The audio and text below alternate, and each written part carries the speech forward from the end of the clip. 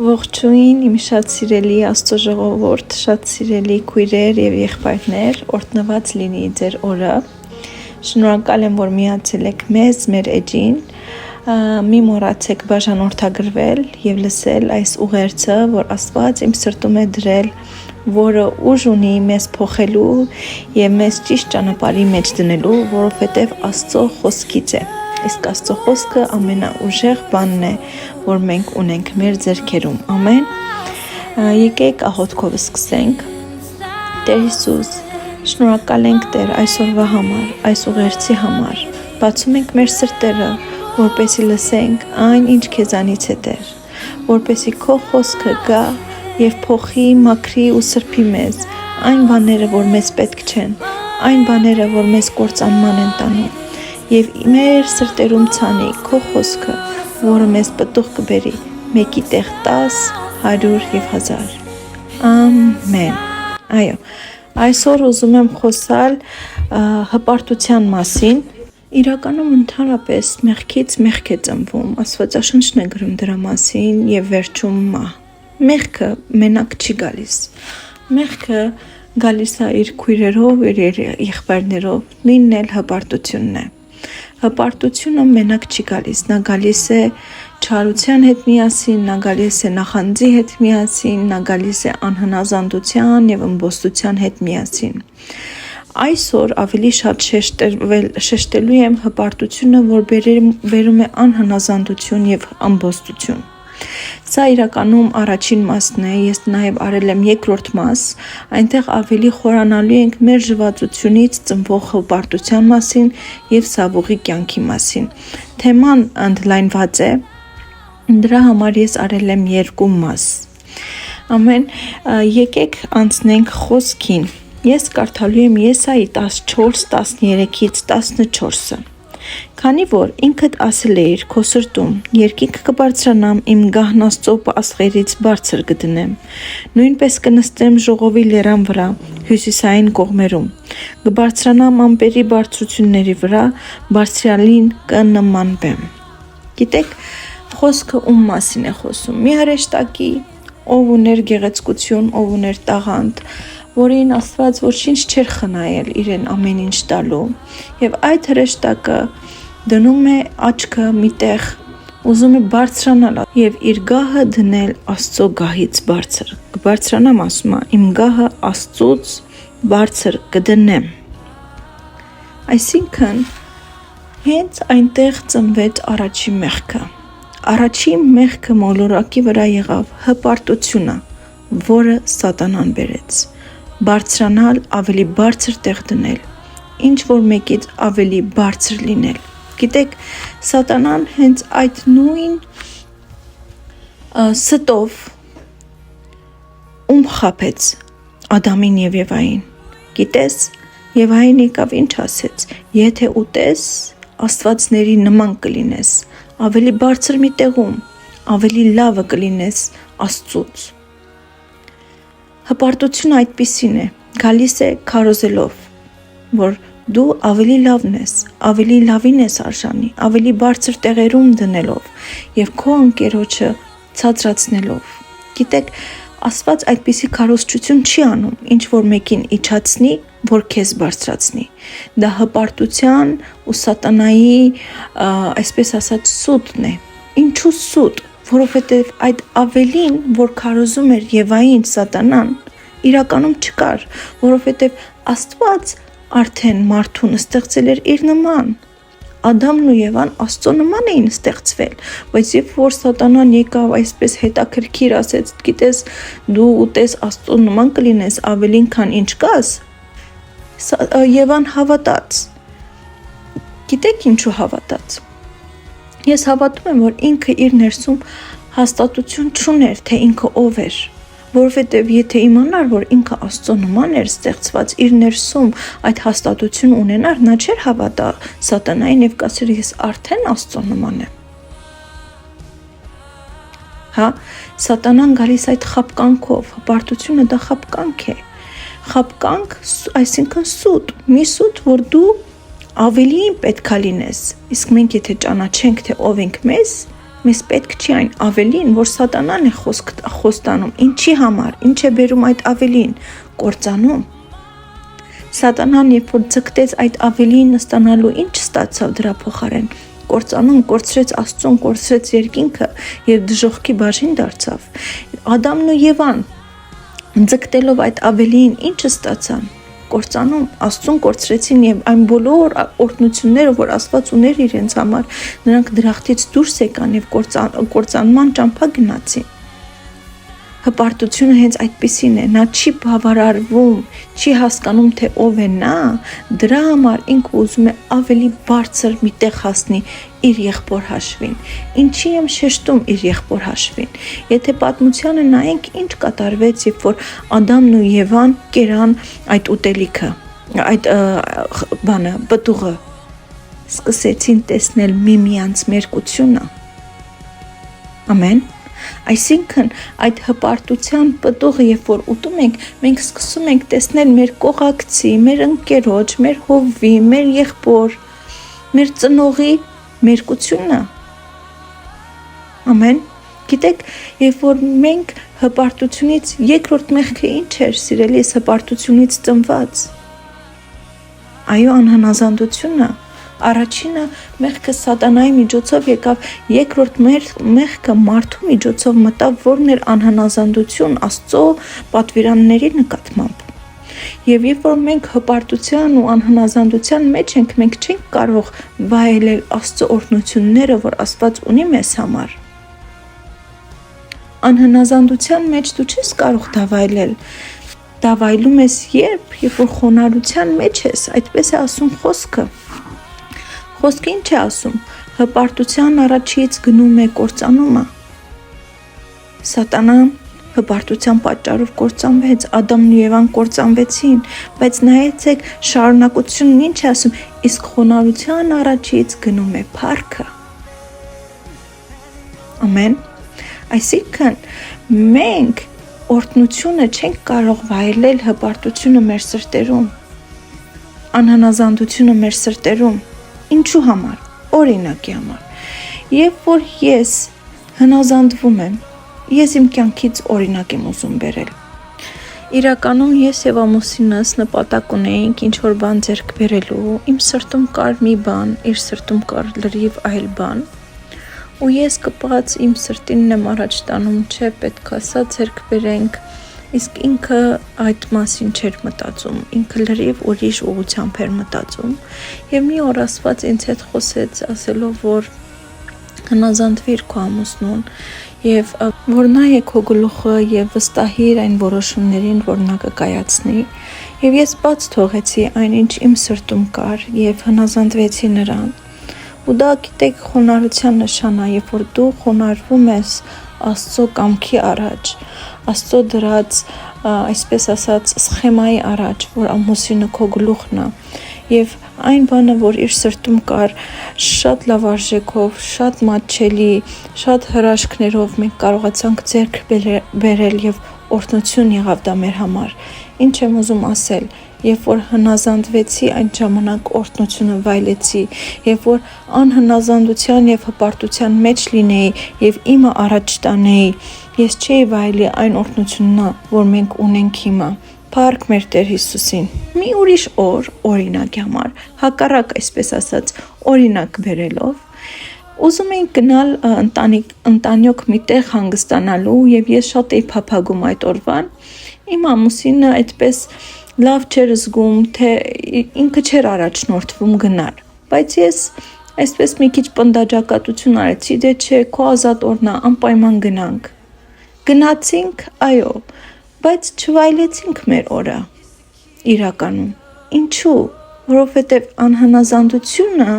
եւ հպարտությունը չի թողնում, որ դու Աստծո օրհնությունները վայելես։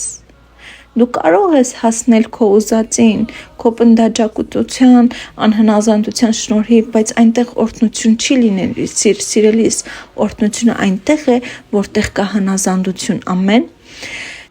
Գիտեք, հպարտ անձնավորությունը չի սիրում իր գլխին իշխանություն լինի դա ծնող կամ, չգիտեմ, մարդիկ կան այնքան չեն սիրում, այսպես ասած, քառակուսիների մեջ մտնեն կամ կարգ ու կանոնի մեջ մտնեն, դրա համար չեն սիրում աշխատել, որ ինչ որ մեկը իրանց չասի, ինքը ինչ անի թե չանի, դա հպարտության արդյունք է սիրելիս։ Հպարտ մարդը չի կարողանում իր գլխին ընդունել Աստծուն։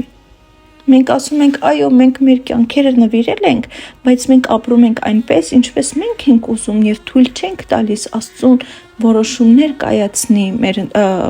մեզ համար, մեր կյանքերի համար։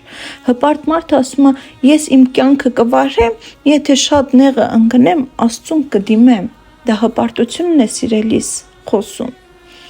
Դրա համար խոնարհությունը ինչ է, երբ որ Աստված դնում է իշխանություններ մեր կյանքում, դա կարող է լինել հովիվը, ծնողը, ուսուցչուհին, տնօրենը,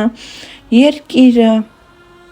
Դա նրա համար է, որ մեզ սովորեցնի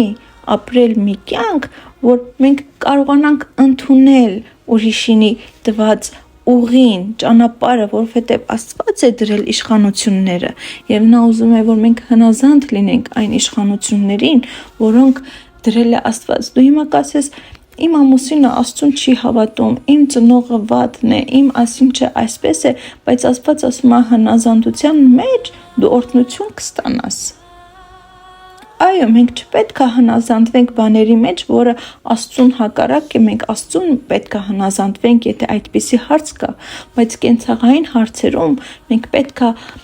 ունենանք հնազանդության եւ խոնարհության հոգի, կարողանանք ընդունել այն, ինչ մեր գլուխները ունեն մեզ համար, որպեսզի մենք վայելենք մեր կյանքը, ամեն։ Շարունակելով ուզում եմ կարդալ Եզեկիել մարգարեության 28 եւ 17 խոսքը։ Քո գեղեցկության պատճառով սիրտդ գոռոզացավ։ Քո փառահեղության պատճառով քո իմաստությունը եղծանեցիր։ Ես գետնին եմ գցելու քեզ թագավորների առջև, քեզ տեսլարան եմ դարձնելու։ Նորից այստեղ խոսում է սատանայի մասին, ով իր գեղեցկությունով, տաղանդով այսպես իր սիրտը գոռոզացավ եւ հպարտացավ։ Գիտեք, հիմա երբ որ ուսումնասիրենք հիմնականում այս մի քանի հին ուխտում թագավորների կյանքերը, հասկանում ենք, որ ինչ որ ունենք, ինչ որ մարդիկ ունեցել են, Աստված է տվել։ Ինչով ես հպարտանում իրականում դու։ Քո գեղեցկությունով, քո ընկերությունով, քո շրջապատով, քո իմաստությունով, քո Աստծո մեջ հնազանդ լինելով, քո տաղանդներով, ինչով էլ որ հպարտանում ես սիրելիս։ Մի թույլ տուր այդ հպարտությունը քո սիրտը մտնի, ինչպես սատանայի սիրտը մտավ, այն հպարտությունը, այն բանը, որ ինքը գեղեցիկ էր։ Իսկ միթե Աստված չէր նրան գեղեցիկ ստեղծել։ Իսկ միթե Աստված չի տալիս այն ամենը, ինչ մենք ունենք, Աստված չի տալիս առողջություն, Աստված քեզ ճանապարհներ չի բացում քո առաջ։ Գիտեք, խոնարհությունը այն է, որ մենք կարողանում ենք ընդունել, որ ինչ որ ունենք, ինչ որ անում ենք, Հիսուսի շնորհքով է, Աստծո շնորհիվ է, որ մենք ունենք եւ անում ենք, եւ ինչ լավ բան որ կա, Աստծուց է։ Իսկ հպարտությունը դրանք վերցնում է եւ ասում է, որ ես եմ։ Եվ փառքը իրեն է վերցնում։ Հպարտությունը այդպիսին է, որ ինքն է փառավորվում այդ բոլորի միջոցով, այլ ոչ թե Աստծո անունն է փառավորում։ Ամեն։ Շարունակելով հետաքրքիր պատմություն եմ իրականում բերել ձեզ, կարդալու եմ երկրորդ մնացորդաց 26:16-ից 19, ամեն։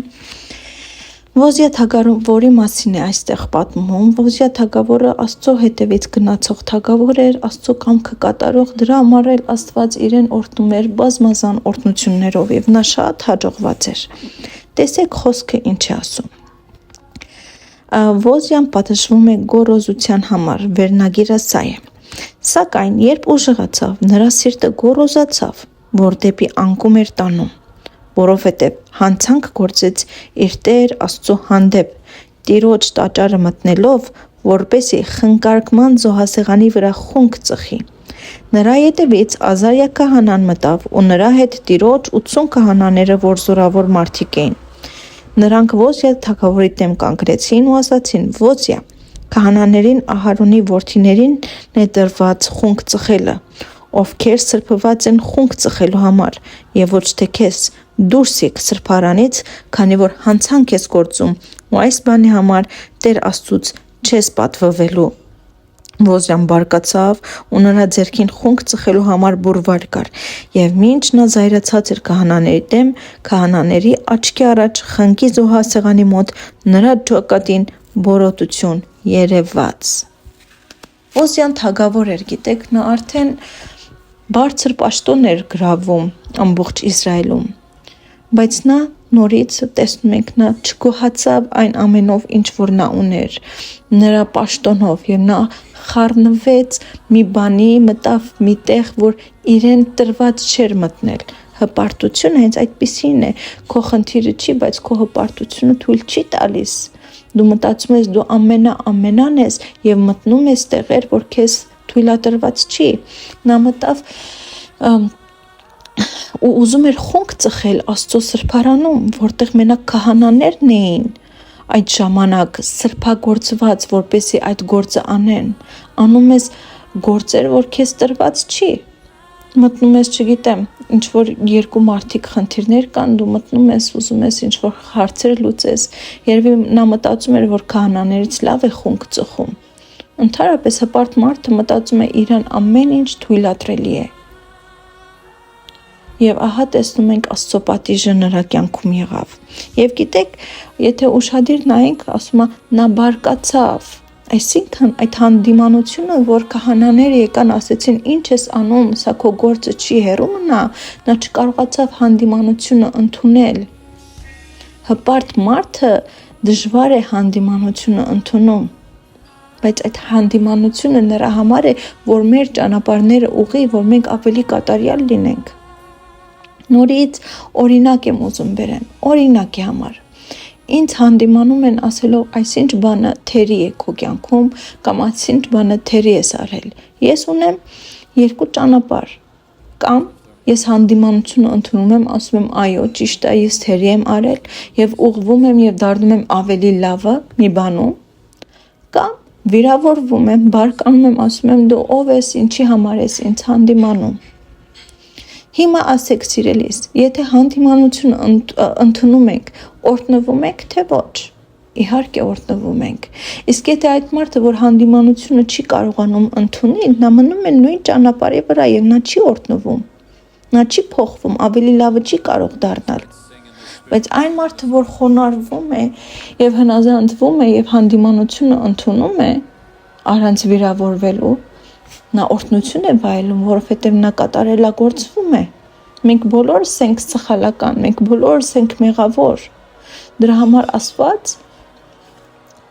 ուղարկում է իր խրատը, իր հանդիմանությունը, որպեսզի մենք ուղղվենք։ Հպարտ մարդը չի կարող այդ հանդիմանությունը ընդունել, նրա մեջ բարկություն է գալիս։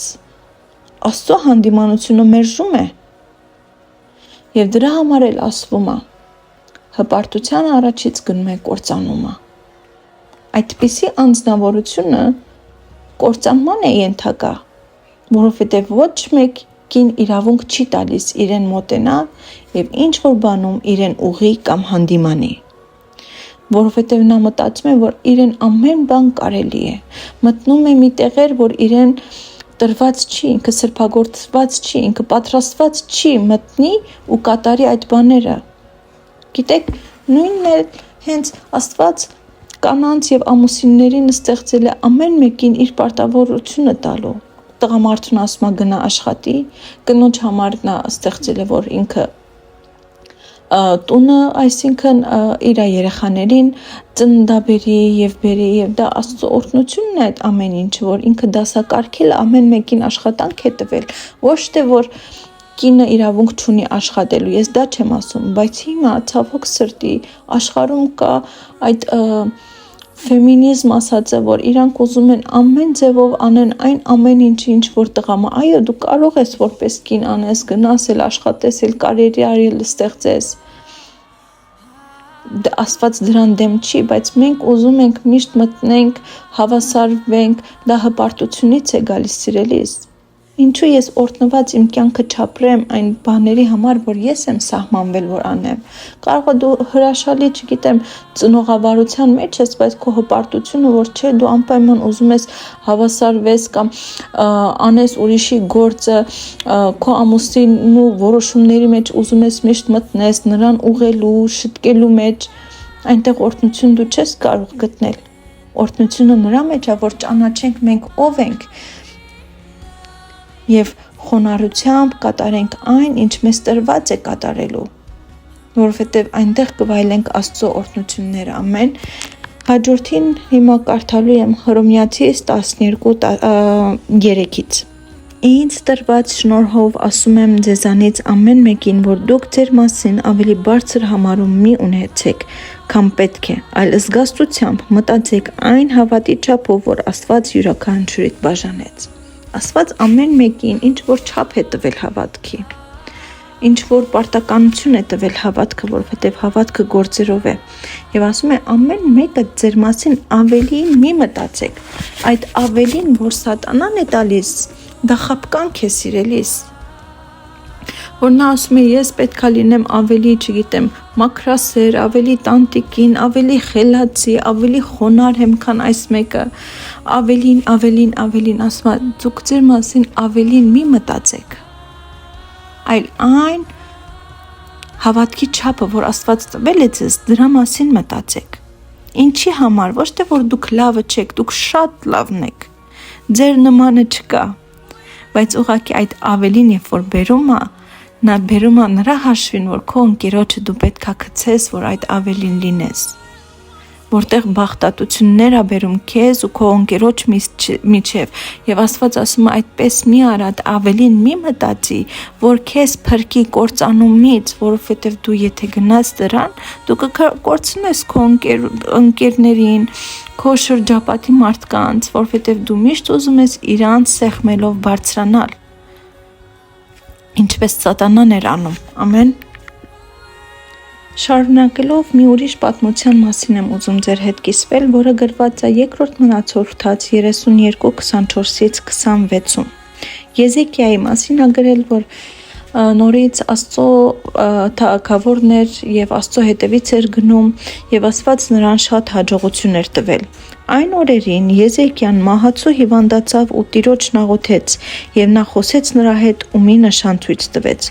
Սակայն Եզեկիան իրեն ցույց տրված բարիքի համաձայն չհատուցեց, քանի որ նրա սիրտը գոռոզացել էր, ուստի նրա վրա եւ Հուդայի ու Երուսաղեմի վրա բարկություն իջավ։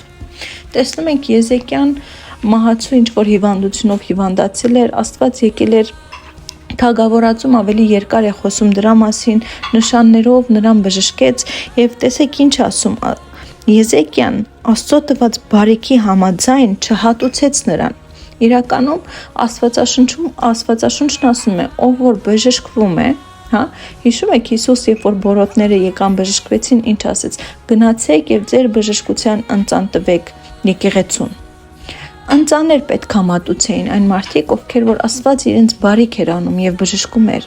եւ նրա սիրտը ասում է չկարողացավ Աստծո տվածի համապատասխան նրան շնորհակալություն հայտնել։ Մի ուրիշ տեղ ասում է շնորհակալություն չկարողացավ հայտնել։ Ինչի՞ց, որովհետեւ իր սիրտը գոռոզացել էր։ Գոռոզ սիրտը, հպարտացած սիրտը չի կարող տեսնել այն լավությունները, որ իր կյանքում կա։ Նա չի կարող շնորհակալ լինել այն բոլոր բարիքների համար, որ իր կյանքում կա։ Գոռոզ սիրտը գոհունակ չի կարող լինել, նա չի տեսնում, նա մտածում է դե իմ ծնողը պարտավոր է ինձ համար, իմ հովիվը պարտավոր է ինձ համար, իմ ընկերները ինձ համար պարտավոր են, դա հենց գոռոզացած ու հպարտացած սիրտն է, որ չի կարողանում տեսնել իրականում այն լավությունները, որ իր շրջապատի մարդիկ կամ Աստված անում է իրենց համար եւ մտածելով, որ պարտավոր են պետք է անեն եւ Աստված ուզում է քեզ այդ գոռոզությունից, հպարտությունից ազատի, որպեսզի կարողանաս տեսնել քո լավությունները, տեսնել այն բարիքները, որ ունես դու Աստծո կողմանը, ամեն։ Իսկ գիտեք, խոնարհության մասին առակածում է գրված շատ հրաշալի խոսք կա, սիրելիներս։ Ինչպես ասում է, խոնարհության եւ աստվածավախության բարձրացությունը ասում է, նաեւ որ հարստություն, պատիվ եւ կյանք Աստված վարձատրում է քո խոնարհության համար հարստությունով, պատվով եւ կյանք ունենալով։ Իսկ հպարտության մեջ կործանում կա։ Գիտեք, սատանային ասում է մի օր քեզ պետք է նայեն եւ ասեն դու ես էիր, որ մեզ վախացնում էիր։ Այսինքն հպարտները ընդհանրապես ոչ թե Աստված է պատժելու եւ նրանք ընկնելու են, հպարտությունը ինքն իրանից, մեղքը ինքն իրանից մահ է բերում։ Եվ որ մենք մնում ենք մեր հպարտության մեջ, դա մահ է բերում, մենք ընկնում ենք, ուզենք թե չուզենք, մեզ կյանքը պիտի խոնարեցնի,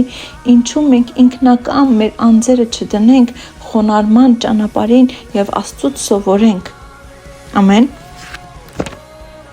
Կարդալու եմ Փիլիպեցիների 2:4-8։ Ձեզանից յուրաքանչյուրը միայն իր շահը չփնտրի, այլ նույնպես ուրիշների շահը։ Նույն միտքը թող լինի ձեր մեջ, ինչ Քրիստոս Հիսուսի մեջ էր, որ Աստծո կերպարանքը ունենալով Աստծուն հավասար լինելը հափշտակություն չհամարեց,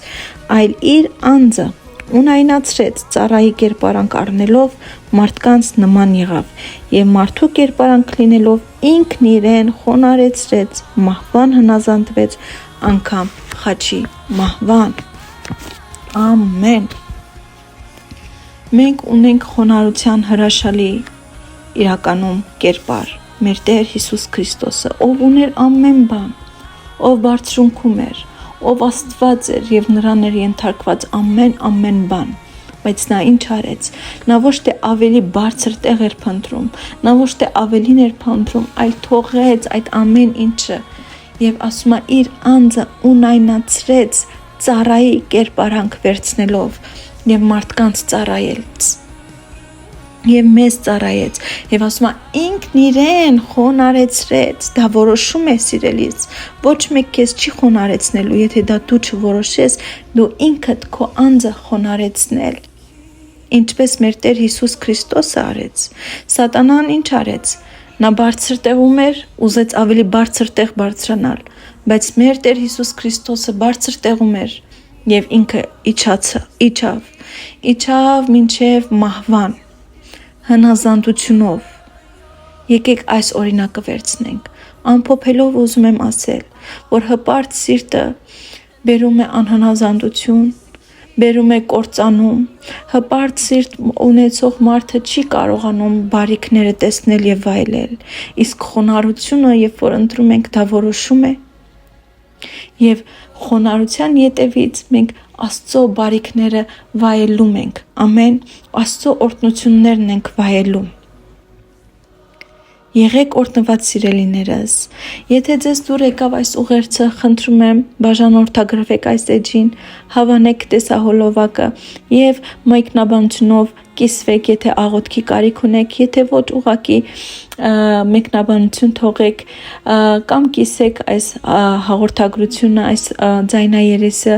այն մարդկանցով, որ ձեր կարծիքով նրանց կարիք կլինի եւ նրանց օրհնություն կլինի այս խոսքը։ Ամեն։ Երկրորդ մասը խոսեմ անմերժվածության եւ հպարտության մասին, նորից շատ հետաքրքիր թեմա է եւ եկեք աղոթքով եզրափակենք։ Ամեն։ Տեր Հիսուս, շնորհակալ ենք այս խոսքի համար, Տեր։ Շնորհակալ ենք, որ դու գալիս ես, որպեսզի մեզ ուղես, որպեսզի մենք վայելենք քո օրհնությունները։ Ընդունում ենք, Տեր, այն օրհնությունները, որ ունես մեզ համար, եւ ասում ենք. ես ընտրում եմ հնազանդության եւ խոնարհության ճանապարհը, ինչպես դու, Տեր, ինչպես դու, ես իմ անձնը խոնարեցնում եմ, Տեր, այո, եւ ուզում եմ վարձատրվեմ, ինչպես քո խոսքն է ասում, հարստությունով, պատվով եւ կյանքով։ Ես ընտրում եմ խոնարհ ճանապարհը եւ Տեր, այո, այն քարացած սիրտս, որ չի կարողանում խոնարհվել ինչ որտեղ, քեզ եմ հանձնում եւ սպասում եմ քեզնից, որ ինձ տաս մսեղեն սիրտ, որ ավելի հեշտությամբ կմտնեմ քո ճանապարհների մեջ։ Հիսուս Քրիստոսով աղոթեցինք, ամեն։ Եղեք օրհնված։